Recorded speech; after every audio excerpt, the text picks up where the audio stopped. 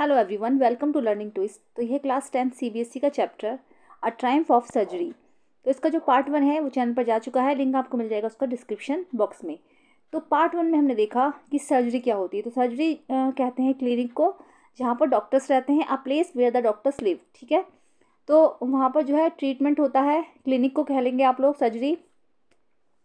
ठीक है, तो इसमें बताया गया है कि सर्जरी में क्या क्या होता था, और उसमें जो पार्ट 1 में है ये बताया गया है कि इसमें एक डॉग था, है ना, छोटा सा डॉग था जो कि अनहेल्दी था, तो उसको सर्जरी में लाया गया था। अब वहाँ पर ये देखना है हमें पार्ट 2 में कि वो डॉग क्या सही हो पाता है या फिर उसका ऑपरेशन होता है या फिर वो ऐसे ही रिकवर कर पाएगा। देखते हैं इसको, स्टोरी को शुरू कर लेते हैं। चलिए। At the surgery the household dogs search round me. Surgery में क्या था, जैसे ही वो जो डॉक्टर थे वो डॉग को उठाकर लेकर आए, तो सर्जरी में the household dogs search round me. जितने भी हाउस होल्ड डॉग्स थे वहाँ पर जो है एक डॉग नहीं था, वहाँ पर और भी डॉग्स थे, वो सारे जो है उनकी चारों तरफ इकट्ठा हो गए। Tricky looked down at the noisy pack with dull eyes and when put down lay motionless on the carpet. तो Tricky look down at the noisy pack, तो जो वहाँ पर जो शोर शराबा हो रहा था, डॉग्स और भी थे वहाँ पर, तो और जो शोर शराबा हो रहा था, ट्रिकी ने उन सबको देखा। विद डल आइज मतलब कैसे, अधूरी उदास आंखों से देखा। एंड व्हेन पुट डाउन, और जब उसको जो है वहाँ पर रखा गया, ले मोशनलेस ऑन द कारपेट, तो वो कारपेट पर बिल्कुल मोशनलेस बैठा रहा। उसमें मतलब कोई भी एनर्जी नहीं थी, कुछ नहीं था, क्योंकि वो बीमार था, तो मोशनलेस था, वो बिल्कुल चल भी नहीं पा रहा था, वो ऐसे ही लेट गया। The other dogs after sniffing round him for a few seconds decided he was an uninteresting object and ignored him. तो जो कुछ डॉगीज जो उसको देखने के लिए आए थे, जो और भी कुत्ते थे वो उसको देखने के लिए आए, तो वो उसको इधर उधर सूंघने लगे। कुछ सेकंड्स तक उन्होंने उसको सूंघा, फिर उन्होंने डिसाइड किया कि he was an uninteresting object, कि एक अनइंटरेस्टिंग ऑब्जेक्ट है, यानी इसको देखकर कोई आनंद नहीं आ रहा है, ये ऐसी है, उदास सा है। एंड इग्नोर्ड हिम, और उसको इग्नोर करके वो वहाँ से चले गए। I made up a bed for him in a warm loose box next to the one where the other dog slept. तो मैंने उसके लिए, जो डॉक्टर थे ना वो बता रहे हैं, जो पोएट है वही डॉक्टर हैं, तो वो बता रहे हैं, मिस्टर हैरियोट, ठीक है, वो बता रहे हैं कि I made up a bed, कि मैंने उसके लिए एक बेड बनाया सुंदर सा, him in a warm loose box, एक गर्म बॉक्स टाइप का बना दिया उसके लिए एक बेड तैयार किया। Next to the one where the other dog slept, जहाँ पर सारे डॉग्स सो रहे थे, जो और भी डॉगीज थे वहाँ पर, कुत्ते थे वो सो रहे थे, तो उनके बराबर में ही वहीं पर मैंने उसका बॉक्स लगा दिया, बेड लगा दिया। For 2 days I kept an eye on him, 2 दिन तक मैंने इसके ऊपर एक नज़र रखी। Giving him no food but plenty of water, मैंने उसको क्या था वहाँ पर जो है उसके ऊपर एक नज़र रखी अच्छी तरीके से, 2 दिन तक उसको देख रेख किया। मैंने उसको जो क्या है खाना बिल्कुल नहीं दिया, बट प्लेंटी ऑफ वाटर, लेकिन पानी भरपूर मात्रा में दिया। At the end of the second day, ठीक है, सेकेंड डे के एंड वाले दिन, he started to show some interest in his surroundings and on the third he began to whimper when he hear the dogs in the yard.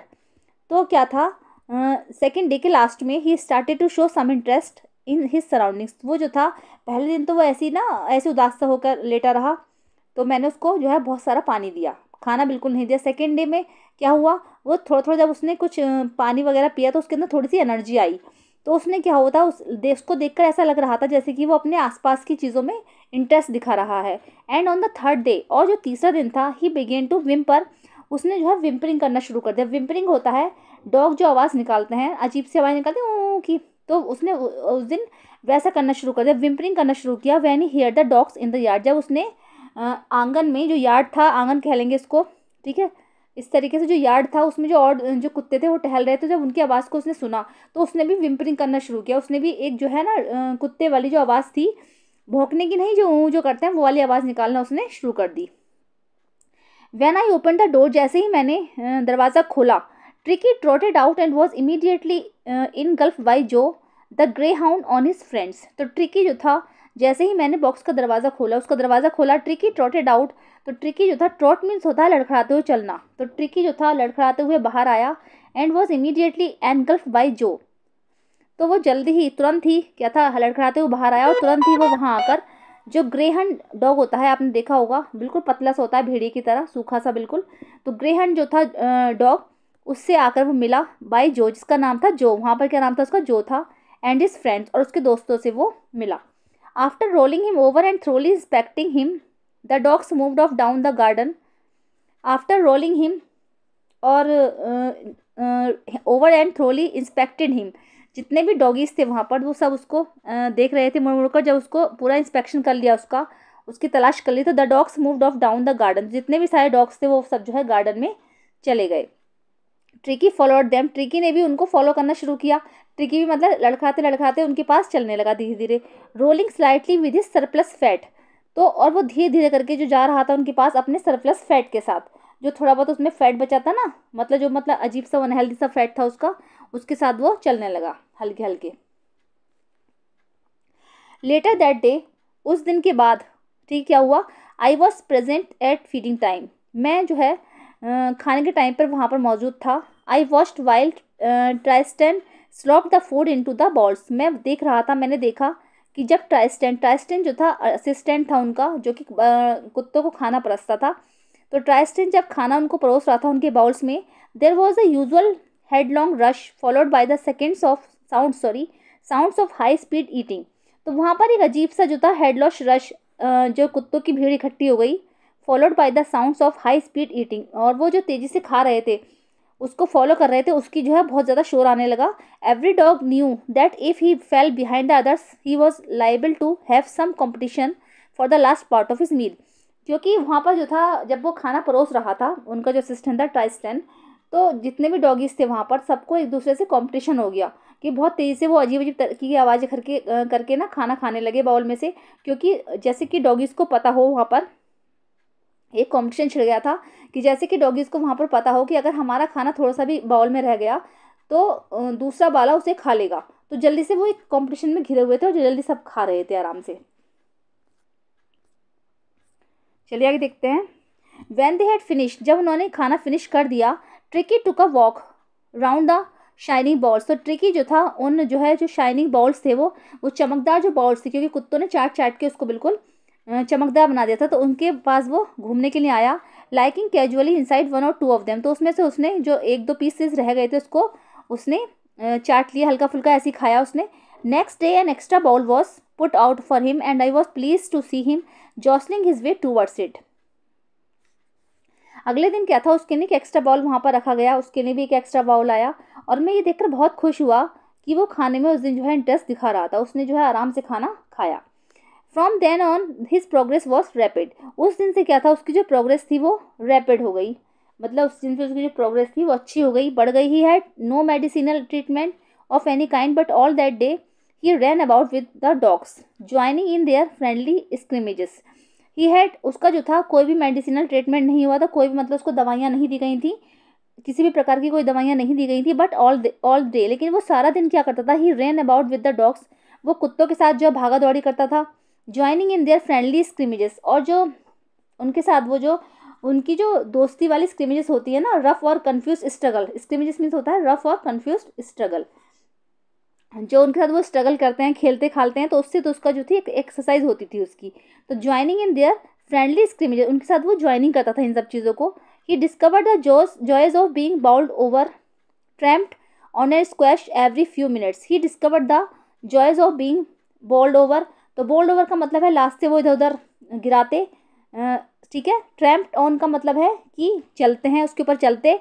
And squash every few minutes, और वो जो है एक दूसरे को आपस में कुचलते। तो इस तरीके से उनकी जो एक्सरसाइज चलती ही रहती थी। He discovered the joys of being bowled over, मतलब एक दूसरे को लास्ट से दौर घुमाते। ट्रैम्प्ड ऑन, उसको उसके ऊपर चलते, और स्क्वैश मीन्स कुचलते, एक दूसरे को वो कुचलते थे कुछ मिनटों में ही। He became an accepted member of the gang, वो जल्दी ही गैंग का एक मेंबर बन गया था। An unlikely silky little object among the shaggy crew, और ये अनलाइकली सिल्की लिटिल ऑब्जेक्ट, और जो इसके जो बाल थे ना बहुत ज़्यादा, जो इसके फर वाले बाल थे बहुत ज़्यादा सिल्की थे, सिल्की छोटा सा जो ये डॉगी था अमंग द शेगी क्रियू, ठीक है।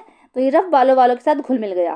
Fighting like a tiger for his share at meal times and hunting rats in the old hen house at the night.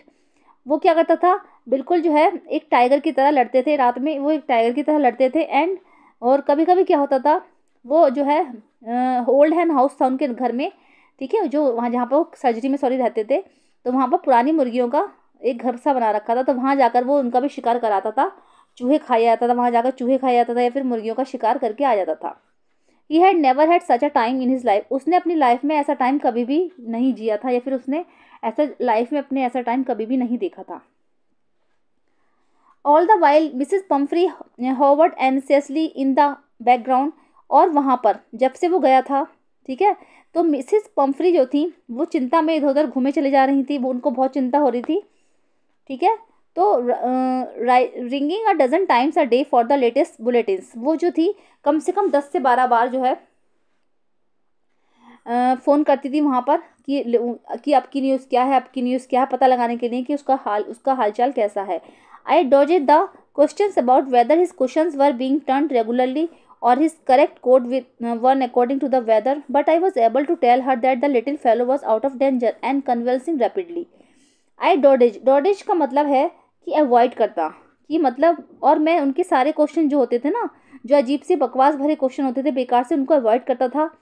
कि वो इस तरीके के क्वेश्चन करती थी कि his questions were being turned regularly, कि उसके जो गद्दे हैं वो रेगुलरली बदले जाते हैं या नहीं, या फिर his correct coat one according to the weather, उसको जो कोट पहना है वो मौसम के हिसाब से चेंज होता है या नहीं है। But I was able to tell her that, लेकिन मैं उनको बताने के लिए ये उत्सुक रहता कि that the little fellow was out of danger, कि जो आपका कुत्ता है वो अब खतरे से बाहर था, एंड कन्वल्सिंग रैपिडली, और जो है अच्छे से, कन्वल्सिंग का मतलब है रिकवरिंग फ्रॉम इलनेस, ठीक है, कन्वल्सिंग मतलब रिकवरिंग फ्रॉम इलनेस, की वो बीमारी से जो है रिकवर कर रहा है।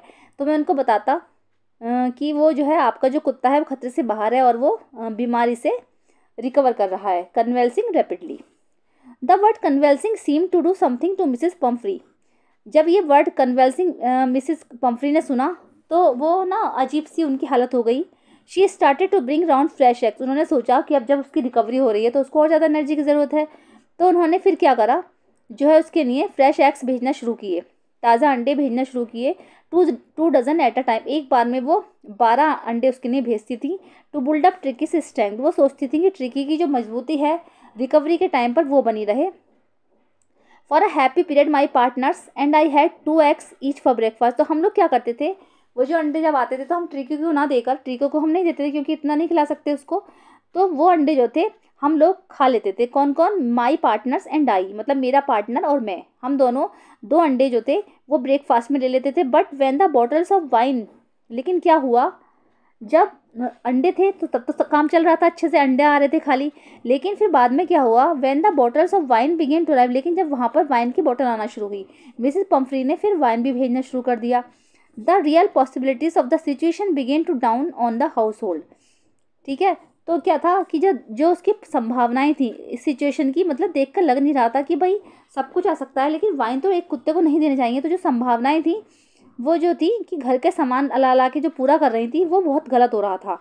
It was to enrich Tricki's blood, वो इसलिए करती थी जिससे कि ट्रिकी का जो ब्लड है वो बढ़ जाए। Lunch became a ceremonial occasion with 2 glasses of wine before and several during the meal. तो अब जो ये लंच था ये सेरेमोनियल एक ओकेजन बन गया था हम लोगों के लिए, कि इसमें क्या होता था, जैसे कि 2 glasses ऑफ वाइन हम तो ब्रेकफास्ट में पी लेते थे, and several during the meal, नहीं सॉरी, वाइन जो पीते थे बिफोर, ठीक है, तो पहले मील से पहले पी लेते थे 2 गिलास वाइन, और उसके बाद में जो खाने के दौरान पी लेते थे बाकी वाइन जो बची कुची होती थी। तो वाइन भी हम लोग खुद ही पी लेते थे, कौन कौन, मेरा पार्टनर और मैं। We could hardly believe it when the brandy came to put a final edge on Tricky's constitution. लेकिन क्या था, हमें ये जब विश्वास ही नहीं हुआ, हमने बड़ी मुश्किल से ही विश्वास करा कि जब ब्रांडी जो थी जब जो है वाइन के बाद में ब्रांडी आने लगी, वहाँ पर जो ट्रिकीज के हालत में सुधार के लिए वहाँ पर ब्रांडी आने लगी। तो ब्रांडी जो होती है वाइन से ज़्यादा हार्ड होती है, तो वाइन में क्या होता है, अल्कोहल थोड़ा सा कम मात्रा में होता है, और ब्रांडी में जो होता है वो ज़्यादा मात्रा में होता है। तो for a few nights the fine spirit was rolled around, inhaled and reverentially drunk. तो कुछ रातों तक तो हम क्या करते थे, उसको सूंघते, उसको शेयर करते आपस में, उसको सूंघते और उसको पीकर रख देते थे। दे वर डेज ऑफ डीप कंटेंट, वो जो दिन गुजरे थे हमारे बहुत अच्छे गुजरे थे। Starting well with the extra egg in the morning, वो जो दिन होते थे हमारे शुरू होते थे किससे, ब्रेकफास्ट में तो एक्स्ट्रा एग मिलते थे हमें, एक्स्ट्रा एग से शुरुआत होती थी। Improved and sustained by the mid day wine, दोपहर में वाइन के साथ हमारा लंच खत्म होता था। And finishing luxuriously round the fire with the brandy, और रात में जो हम आग के साथ आग जलाकर जलाते थे वहाँ पर luxuriously round the fire with the brandy, brandy के साथ हम अपने नाइट को ख़त्म करते थे। तो मतलब जो हमारे वो जो दिन थे, कौन से दिन थे, जो फोर्ट नाइट का समय था, मैंने बताया था पार्ट 1 में कि फोर्ट नाइट जो होता है वो 14 डेज का समय होता है, अ पीरियड ऑफ 2 weeks, ठीक है। 2 वीक्स कह लो या फिर 14 डेज कह लो, तो 14 दिनों के लिए वो वहाँ पर आया था। तो वो बता रहे हैं कि हमारे जो दिन थे वो बहुत अच्छे गुजरे थे, क्योंकि हमारी सुबह में तो हम जो वो ब्रेकफास्ट में अंडे लेते थे, लंच में वाइन मिलती थी हमें, और रात में हम लोग ब्रांडी पीकर सो जाते थे। It was a temptation to keep Tricky on as permanent guest. जो हमारे अंदर क्या था, ये इच्छा जो थी बहुत गहराई से जागने लगी। टेम्पटेशन मीन्स होता है इच्छा। इट वॉज अ टेम्पटेशन, ये इच्छा बहुत ज़्यादा जाहिर होने लगी कि हम ट्रिकी को एक परमानेंट गेस्ट रख लें, कि काश ट्रिकी यहीं रह जाए, क्योंकि अगर ट्रिकी यहाँ रहेगा तो ये सब चीज़ें आती रहेंगी, मिलती रहेंगी। But I knew Mrs Pumphrey was suffering and after a fortnight. लेकिन हमें पता था कि मिसेस पम्फ्री जो है बहुत ज़्यादा सफरिंग कर रही हैं, बहुत ज़्यादा परेशान है वो वहाँ पर, तो वो ऐसे नहीं रुक पाएंगी। 14 दिनों के बाद felt compelled to phone and tell her that the little dog and recovered and was awaiting collection. कि मतलब आप उसको आकर ले जाओ यहाँ से, कि वो जो है उसकी अच्छे से रिकवरी हो चुकी है और आपका डॉग जो है यहाँ पर बहुत खुश है।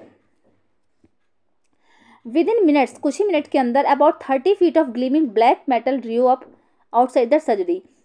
कुछ ही मिनट्स के अंदर क्या हुआ, 30 फीट की चमकीली काले मेटल की जो कार है वहाँ आकर रुकी, सर्जरी के बाहर आकर रुकी। The chauffeur open the door and I could just make out the figure of Mrs Pomfrey almost lost in the interior.